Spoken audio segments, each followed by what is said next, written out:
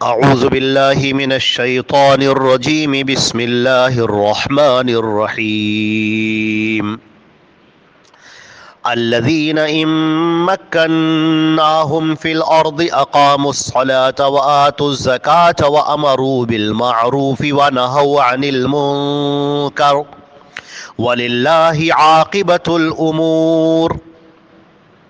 یہ سورہ حج کی آیت نمبر 41 ہے، 41، اور ترجمہ یہ ہے کہ وہ لوگ اگر ہم انہیں زمین میں تمکین عطا کریں تو وہ نماز کو قائم کریں گے، زکوٰۃ کو ادا کریں گے، امر بالمعروف اور نہی عن المنکر کریں گے، اور تمام معاملات کا انجام اللہ ہی کے اختیار میں ہے۔ حضرات گرامی، اوپر سے جو گفتگو چلی آ رہی ہے، جس کے اوپر اللہ رب العزت نے ارشاد فرمایا تھا اوپر کی آیات میں کہ تمہیں اجازت دی جا رہی ہے کہ اب تم بھی مقابلہ کرو ان لوگوں کا جو تمہارے خلاف صف آرا ہو گئے ہیں، تلواریں سوت کر اور تیر اپنے کمان میں ڈال کر تمہارے سامنے آ گئے ہیں، تو اب تم بھی ان کا مقابلہ کرو۔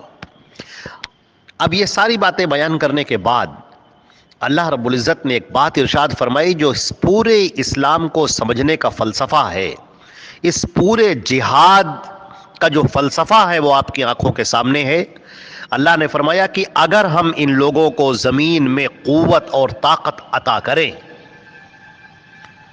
تو یہ لوگ نمازوں کو قائم کریں گے، زکوٰۃ کی ادائیگی کریں گے، نیکیوں کا حکم دیں گے، برائیوں سے روکیں گے۔ یہ حضرات صحابہ کرام کی یہ جماعت جو میدان بدر میں، میدان احد میں کھڑی ہے، حضرات صحابہ کرام جو بھوکے ہیں، جن کے پیٹ پر پتھر بندھا ہوا ہے، جن کے پاس صحیح سے تلواریں بھی نہیں ہیں، نیزے بھی نہیں ہیں، کمانیں ہیں تو ٹوٹی ہوئی ہیں، پورے طور پر گھوڑے بھی آپ کے ساتھ میں نہیں ہیں، یہ کمزور سی جماعت اور مٹھی بھر جماعت جو اس اسلحوں میں ڈوبی ہوئی 1000 فوج کے سامنے میدان بدر میں کھڑی ہے۔ اللہ نے حکم دیا ہے کہ اب تم مقابلہ کرو، اب تمہیں اجازت دی جاتی ہے، تم پر ظلم کیا گیا ہے، اب تم ظلم کو برداشت مت کرو، اب ظلم کا مقابلہ کرو۔ اللہ تعالیٰ فرماتے ہیں کہ اگر یہ لوگ، اگر ہم ان کو زمین پر قوت دے دیں، طاقت دے دیں، اقتدار دے دیں، حکومت ان کے ہاتھوں میں آ جائے تو تم کو معلوم ہے کہ کیا ہوگا؟ یہ پوری دنیا کے اندر بھلائی قائم کریں گے، نیکیوں سے اس دنیا کو بھر دیں گے۔ یہ وہ لوگ ہیں جو دنیا پرست نہیں ہیں، ان کو دنیا نہیں چاہیے۔ یہ وہ لوگ ہیں جو صرف اللہ کی رضا کے لیے کام کرتے ہیں، جن کی نگاہوں کے سامنے ہے کہ پوری مخلوق اللہ کا کنبہ ہے۔ یہ ایک ایک بندے کے ساتھ، ایک ایک فرد کے ساتھ انصاف کریں گے، یہ حق کی بات کرنے والے ہیں، سچائی کی بات کرنے والے ہیں۔ فرمایا گیا کہ یہ وہ لوگ ہیں کہ اگر ہم انہیں زمین پر اقتدار دے دیں، تمکنت دے دیں، حکومت عطا کر دیں تو یہ لوگ دنیا پرستوں کی طرح اس دنیا پر ٹوٹ نہیں پڑیں گے کہ سونا جمع کر رہے ہیں، چاندی جمع کر رہے ہیں، محل بنا رہے ہیں، مکانات کی تعمیر کر رہے ہیں، آئندہ آنے والی نسلوں کے لیے سرمایہ اکٹھا کر رہے ہیں، کوشش کر رہے ہیں کہ ساری دنیا کی دولت سمٹ کر ان کے خزانوں میں آ جائے اور یہ دنیا کے سب سے زیادہ مالدار بن جائیں۔ یہ ایسے نہیں بنیں گے جیسے کہ تم نے بادشاہوں کو دیکھا ہے اور تم اپنی آنکھوں سے ان لوگوں کو دیکھ رہے ہو جن کی نگاہوں میں دنیا ہی سب کچھ ہے، بلکہ یہ وہ لوگ ہیں جو دنیا کو اپنی ٹھوکر پہ رکھنے والے لوگ ہیں۔ یہ وہ لوگ ہیں کہ جو دولت پا کر بھی ان کا ایمان ڈگمگاتا نہیں ہے، یہ فقر و فاقے کی زندگی گزارنے والے ہیں۔ ذرا دیکھو اللہ کے نبی حضرت محمد مصطفیٰ صلی اللہ علیہ وسلم کو یمن سے 9 اونٹ غلے سے بھر کر آتے ہیں، اللہ کے نبی صلی اللہ علیہ وسلم مسجد میں بیٹھتے ہیں اور اس پورے غلے کو تمام فقراء اور مساکین میں تقسیم کرا دیتے ہیں، اور جب اپنی چادر جھاڑ کر آپ اٹھ کر کھڑے ہوتے ہیں تو گھر سے حضرت عائشہ کی باندی آتی ہے اور کہتی ہے کہ اللہ کے رسول، گھر میں 3 دن سے کھانے کو کچھ نہیں ہے۔ 3 دن سے اللہ کے رسول صلی اللہ علیہ وسلم نے کھانا کچھ نہیں کھایا تھا، فاقے سے تھے آپ، اور غلہ آتا ہے، لیکن آپ ترجیح دیتے ہیں کہ نہیں، مدینے کے اندر فقراء ہیں، مساکین ہیں، محتاج ہیں، بیوہ ہیں، یتیم بچے ہیں، وہ لوگ ہیں جن کے کاروبار ٹھپ ہو چکے ہیں، جو بیمار ہیں، جو اپنی روزی کما نہیں سکتے، ایسے بھی لوگ ہیں، یہ غلہ ان تک پہنچ جائے۔ یہ ہے اسلامی نظام۔ حضرت ابوبکر صدیق رضی اللہ تعالیٰ عنہ کو حکومت ملتی ہے، حضرت عمر فاروق رضی اللہ تعالیٰ عنہ کو، حضرت عثمان غنی رضی اللہ تعالیٰ عنہ کو، سیدنا علی مرتضی رضی اللہ تعالیٰ عنہ کو، حضرت امیر معاویہ رضی اللہ تعالیٰ عنہ کو۔ آپ دیکھ رہے ہیں کس طرح سے حکومت کی جاتی ہے، ہر ایک کے لیے عدل، ہر ایک کے لیے انصاف، کسی کے اوپر ظلم نہیں ہوگا، کسی کے ساتھ غلط سلوک نہیں کیا جائے گا۔ یہ اقتدار انہوں نے اس لیے پایا ہے تاکہ دنیا میں بھلائی قائم کرے۔ اللہ نے فرمایا کہ یہ وہ لوگ ہیں الذین ان مکناہم فی الارض، اگر ہم زمین پر ان کو طاقت اور قوت دے دیں تو یہ اقاموا الصلاۃ، نماز کو قائم کریں گے، یہ بندے بن کر رہیں گے۔ نماز کیا ہے؟ اللہ کے سامنے اپنی بندگی کو ظاہر کرنا۔ اور نماز کی سب سے بڑی اور سب سے اہم بات کیا ہے؟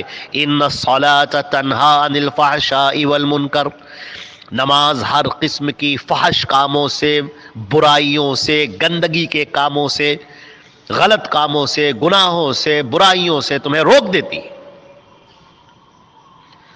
یہ لوگ اس طرح کا معاشرہ تعمیر کریں گے جہاں پر فحاشی نہ ہو، گندگی نہ ہو، سماجی جرائم نہ ہو، مجرم دندناتے نہ پھرے، ظالم کسی پر ظلم نہ کر سکے۔ اللہ کے نبی صلی اللہ علیہ وسلم فرماتے ہیں، عمران ابن حسین رضی اللہ تعالیٰ عنہ کی روایت ہے، ابن ابی حاتم کے اندر یہ روایت مروی ہے، من لم تنہ صلاتہ عن الفحشاء والمنکر فلا صلاۃ لہ، جس کی نماز اس کو فحش اور منکر کام سے نہ روکے تو پھر اس کی نماز ہی نہیں ہے۔ نماز کا فلسفہ تو جان لیجئے، نماز کو پہچان تو لیجئے، نماز ہے کیا؟ نماز تو بندے کو نیک بنا دیتی ہے، اللہ کی محبت دل کے اندر ڈال کر باقی ساری محبتیں نکال دیتی ہے۔ صرف اللہ کی محبت دل کے اندر بیٹھ جاتی ہے، وہ بندوں کے ساتھ اچھا سلوک کرتا ہے، اس کی نگاہ دنیا پر نہیں، اس کی نگاہ آخرت پر ہوتی ہے۔ وہ ہر آن لرزتا ہے، ڈرتا ہے، خوف کھاتا ہے کہ مجھے اللہ کے سامنے کھڑا ہونا ہے اور اس کے سامنے اپنا حساب دینا ہے، مجھے اللہ کے سامنے اپنے ہر عمل کا جواب دینا ہے کہ میں نے یہ کیا کیوں کیا، یہ کیوں کیا۔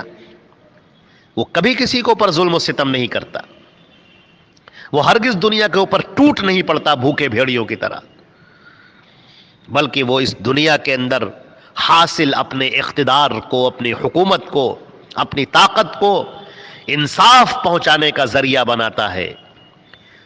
زکوٰۃ کی ادائیگی کرنے والے یہ لوگ، ذرا سوچے تو زکوٰۃ کا فلسفہ کیا ہے؟ کوئی غریب نہیں رہ جائے گا، ایسا نہیں ہوگا کہ ساری دولت سمٹ کر کسی ایک کے پاس میں آ جائے، بلکہ دل سے دولت کی محبت چلی جائے گی۔ زکوٰۃ کی جو لوگ ادائیگی کرنے والے ہیں وہ اللہ سے محبت کرنے والے ہیں، آخرت کی طلب کرنے والے ہیں، وہ دنیا کے اندر دنیا کی دولت اور اس کے مال کے پیچھے پڑنے والے نہیں ہیں۔ غریب نہیں، غریبی مٹائی جا رہی ہے۔ مالداروں سے جو دولت ہے ان کو اپنی مرضی سے وہ زکوٰۃ ادا کر رہے ہیں اللہ کے لیے، غریبوں کے کام آ رہے ہیں، محتاجوں کے کام آ رہے ہیں، بیواؤں کے کام آ رہے ہیں، یتیموں کے کام آ رہے ہیں۔ یہ ہے اسلامی نظام جو صحیح طریقے سے ہے کہ اگر ان کو دنیا میں ہم طاقت دے دیں تو یہ اقامت صلاۃ کریں گے، زکوٰۃ کی ادائیگی کریں گے، نیک کاموں کا حکم کریں گے، ان کے آرڈرز جو ہوں گے وہ نیکیوں کے لیے ہوں گے۔ معاشرے میں، سماج میں اچھائیاں پھیلاؤ، برائیوں سے اس سماج کو پاک کرو، چوری نہ ہو، ڈکیتی نہ ہو، ریپ نہ ہو، زناکاریاں نہ ہو، فحاشیاں نہ ہو، غلط کام نہ ہو، کسی کا مال نہ لوٹا جائے، کسی کا سامان نہ لوٹا جائے، ہر ایک کی عزت اور آبرو محفوظ رہے، ہر ایک کا مال محفوظ رہے، ہر ایک کی جان محفوظ رہے، جان، مال، عزت اور آبرو سب کی محفوظ رہے۔ کسی کے ساتھ دھوکہ نہ ہو، کسی کے ساتھ غلط بیانی نہ ہو، کسی کے اوپر ظلم نہ ہو. یہ ہے اسلامی نظام کے خط و خال، یہ ہے وہ میپ. وَلِلَّهِ عَاقِبَةُ الْأُمُورِ، اور تمام انجام اللہ کے اختیار میں ہے، اللہ کے ہاتھ میں. عزیزان گرامی، اللہ رب العزت نے یہاں پر وہ لائن کھینچ دی ہے، وہ چیز دے دی ہے کہ پہلی بات تو یہ ہے کہ اس دنیا کے اندر ہر آدمی کو جینے کا حق ہے. کسی کی جان اتنی سستی نہیں ہے کہ وہ آگے بڑھے اور کسی کو قتل کر دے. اسلام نے اس کا بڑا خیال رکھا ہے اور حکم دیا ہے کہ خبردار، کسی بے گناہ کو اگر تم نے قتل کر دیا تو گویا کہ پوری انسانیت کو تم نے قتل کر دیا، سماج کو تم نے جرائم کے دلدل میں ڈھکیل دیا. بہت بڑے مجرم ہو تم. اللہ کے سامنے جب کھڑے ہوگے تو ایسے لوگوں کا حشر یہ ہوگا کہ جہنم کے اندر اٹھا کر پھینک دیا جائے گا. لہذا اس بات کا خیال رکھو. اسلام حکم دیتا ہے کہ تم نیکیاں پھیلاؤ، اچھائیاں پھیلاؤ، سماج کو، معاشرے کو اس طرح سے بنا دو کہ خوشبو آئے. یہ ایک گلشن ہے، گلستان ہے، جہاں چاروں طرف پھول کھلے ہیں اور الگ الگ خوشبو دے رہے ہیں. اس کے اندر بدبو مت پھیلاؤ، اس کے اندر سماجی جرائم کا ارتکاب مت کرو، گناہوں کا ارتکاب نہ کرو، برائیوں کا ارتکاب نہ کرو. نیکی اور پرہیزگاری کی زندگی گزارو، اور یہ زندگی جب گزار کر آؤ گے تو تمہیں اللہ کے ہاں وہ انعام ملے گا جو تم نے کبھی سوچا بھی نہیں ہوگا، تمہارے ذہن کے اندر کبھی آیا بھی نہیں ہوگا. اللہ رب العزت ہم کو اور آپ کو عمل کرنے والا بنائے. والسلام علیکم ورحمۃ اللہ وبرکاتہ.